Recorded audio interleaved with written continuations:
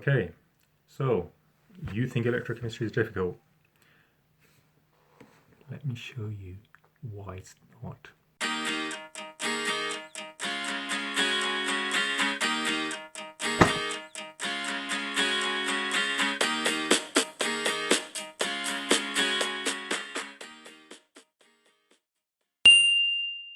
So, the question, immediately when I see this question, this table, and this table is obviously electrochemistry question, the first thing that I look at is the E naught values.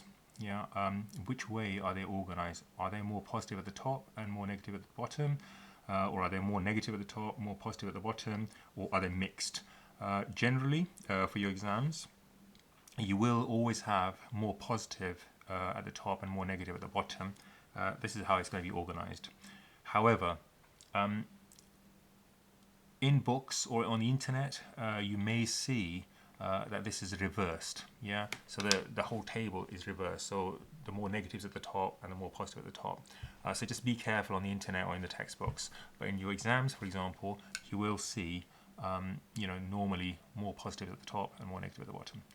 Okay, so the question says, the table shows some electrode half equations and their standard electrode potentials. And obviously they're in the reduction format. Okay, and rather than looking at that, let's go straight for the question. Deduce the oxidation state of nitrogen in NO3- and in NO. Okay, so that obviously that's the normal oxidation states. How do you work out oxidation states? Well, you can do it by eye. You can visually you can do this. So I can do this visually, but let's say you can't do it visually, you can't work it out. Well, you're trying to work out the oxidation state of nitrogen, okay, in this question. So what you do is you say, well, you can use a basic mathematical formula. So X, you know that the oxidation state of that plus all of that must equal to minus. So what you say is, well, oxidation state of X, which is nitrogen, X, plus we know the oxidation state of oxygen -2. Oxygen is -2. And so what you do is you say -2 times by how many of them oxygens are there? So it's 3. So you multiply by 3. And all these oxidation states must cancel each other out except for one. So in other words, when you add all of them together, yeah, there should be a -1 left. So what you say is all of that equals -1. And then it's a simple matter of, simple basic maths. You rearrange it for X and find out what X is. Okay, sorry, I don't know why I put a small 3 there, but it's a 3 times by -2. Okay, so 3 times by -2, so that's -6. So obviously if I take -6 on the other side, it's -1. And then +6, so this is obviously -6 here. So when you take it across, it becomes +6. And that equals +5. So X equals +5. So nitrogen oxidation state is +5. Okay, so that you can do it for simple, ions, compound ions, or more complex ions. It doesn't matter how many, elements there are in a compound ion. It doesn't really matter. Okay, you can still use this formula to work it out. All right, so the oxidation state of nitrogen +5. Right, so nitrogen in NO. So the next one is NO. And of course, I don't need to do this using the formula because I know that's -2, then that must be +2. To make it all neutral.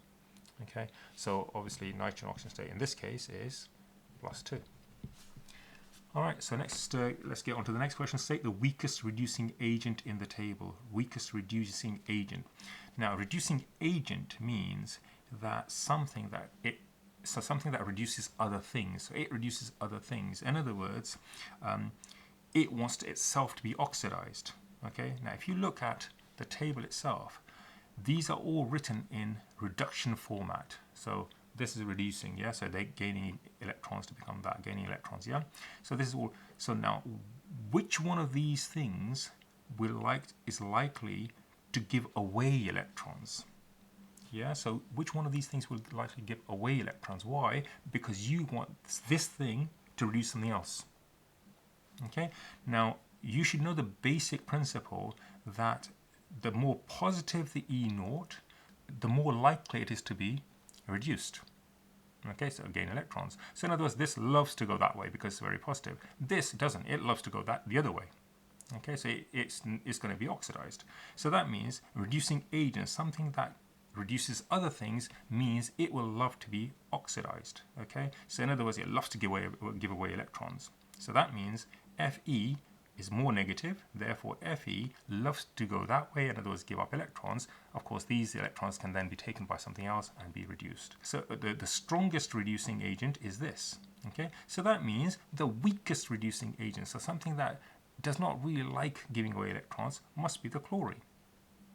Okay, or the chloride ion, sorry, you've got to get this right. I said chlorine, that was a mistake. Okay, it's a chloride ion because that chloride ion does not like to give up electrons. Okay, and because they're talking about which is a reducing agent, something that oxidizes something else, so therefore it's a chloride that does not like to give up electrons. So the chloride would be your weakest agent.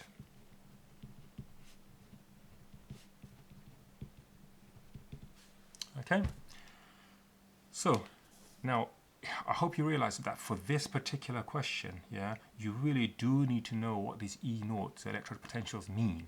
Okay, and what do they mean? Yeah, in terms of these half equations. Yeah, is something likely to be reduced or something likely to be oxidized? So you really do need to understand that, these positive numbers. Okay, so let's move on to the next question. So use data from the table to identify an acid that will oxidize copper. Okay, explain your choice of acid, use this data to suggest a possible equation for the reaction, calculate the EMF. So there's like sort of 3 or 4 different parts to this question, to this one question. It's worth 4 marks. Okay, use data from the table to identify an acid that will oxidize copper. So the 2 equations that I need are an acid, well, copper. Let's find copper because that's the easy one. So there's that equation that I need. And the second equation that I need is an acid that will oxidize copper. Now, there's the copper. It will oxidize copper, meaning what? Oil rig. Oxidize is lost. So in other words, it will lose electrons. So in other words, I want this copper, this half equation, to go that way, because I want copper to be oxidized. In other words, losing electrons. Okay, so copper going that way. And so now I need, again, let me remind you, you should know that whenever you combine two half equations, yeah, the more negative will go backwards, that will be oxidized, and the more positive E0 will be reduced. So which acid? Now I'm thinking, all right, well, can I use, HCl? Well, actually, no, I can't, because HCl will give me Cl minus. Okay, and so that is, I want the Cl minus will want to go that way as well, but I want this to go that way. I want this. I want this to be oxidized, but I do not want this to be oxidized. So of course that's not going to be that's not going to be appropriate because it's already in the Cl minus format. Okay, and if this goes that way, well, this won't be able to go that way. Both equations cannot go the same way. When you combine two half equations, one of them must go that way, and one of them must go that way. In other words, one of them must be reduced, and the other one must be oxidized. Okay. Right, so it can't be Cl minus. Right, what other? Now, first of all, you might be thinking, well, why am I looking at this half? Why can't I be looking at this half? Because I told you. Remember I said that the copper needs to go that way. And if that is a certain E0, then I want something that is willing to go that way. So an element or an ion or something that needs to go that way. And for that to happen, it needs to be more positive than the copper. And that's why I'm looking above and not below, because I want this acid to be more, electron E0 needs to be more positive. Okay, so which is why I'm looking above.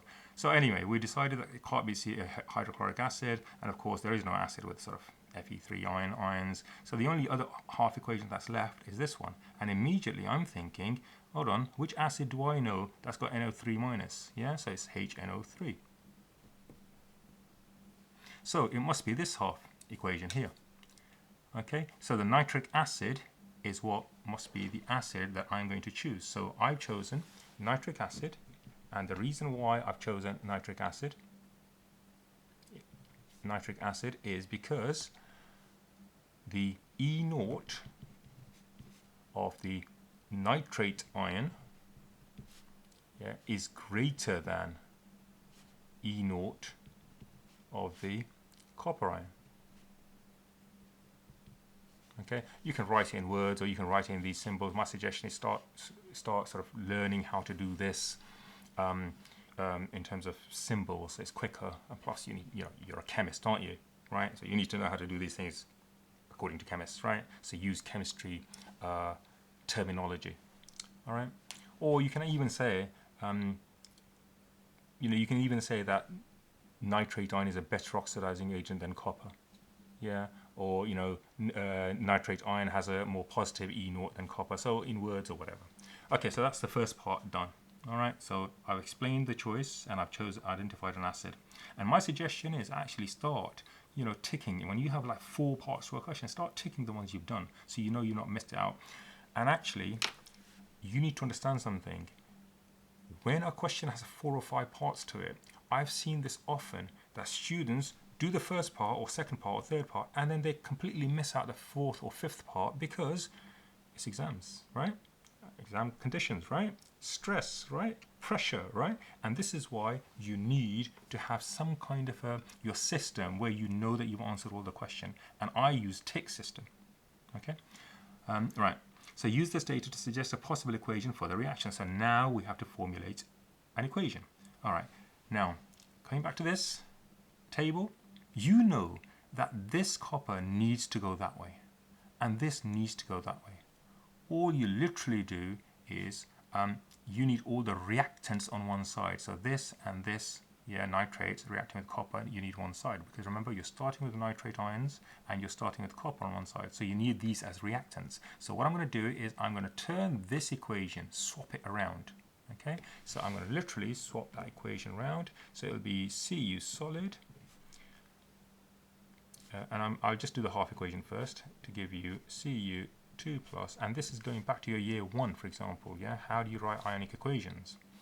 Right, so this is half equation, and remember the nitrate I don't need to do anything with because that remains. It needs to go forward. It needs to be reduced, plus 4H plus, okay? And now all I do is the first thing I need to do is I need to make sure that there are an equal number of electrons, on both half equations. That's got 2 electrons, that's got 3 electrons. So the first thing I need to do is multiply this by 3, and that's the easiest thing to do.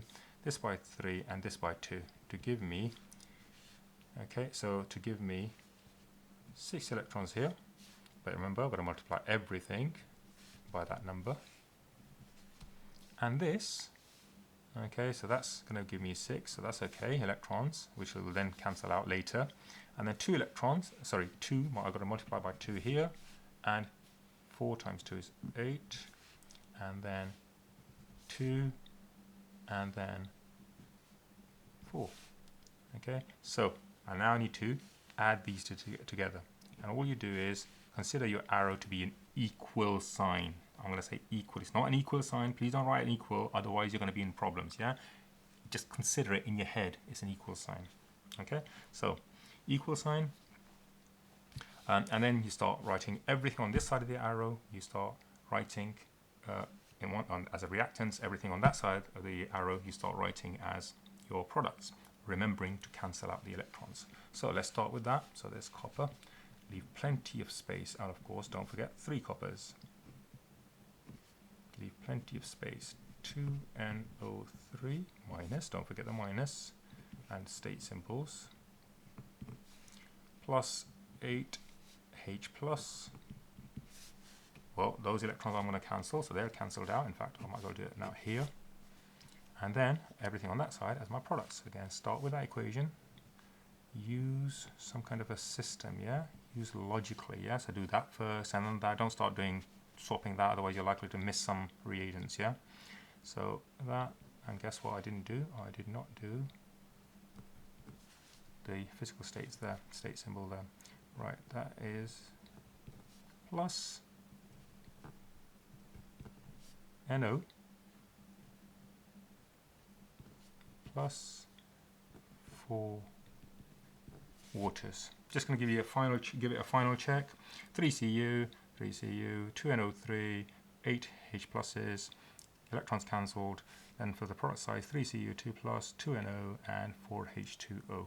Okay, so that is my third part done. Calculate the EM of the cell that has the same overall reaction. So now I need to work out the E0, and you should know that E0 of any cell unless you're specifically told otherwise, E naught of any cell is E naught, what I call the right-hand side, if I was to do the cell. But we're not drawing a cell, right? Or a cell representation. So in this case, the right-hand side minus left-hand side, do you remember that?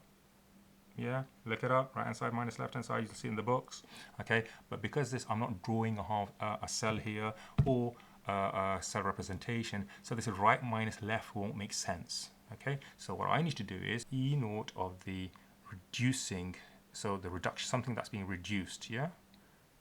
So I'm going to put that reduced. Okay, maybe I should put that reduced. Notice that R stands for right as well, but anyway, reduced minus E naught of the oxidized species that are being oxidized. And therefore, reduced, we know, is a nitrate ion. So that's plus 0.96. Okay, and then minus something that's been oxidized, which is plus 0.34, which equals 0.62 volts. Okay, and that is the electrode potential, so EMF of the cell that has the same overall reaction. And that's my fourth part done. Okay, so 4 marks, isn't it? So I suppose 1 for each mark, each question. Okay, that wasn't so difficult, was it? All right, this was a basic one. Next time I do electrochemistry, it will be the dreaded vanadium electrochemistry question. See you next time.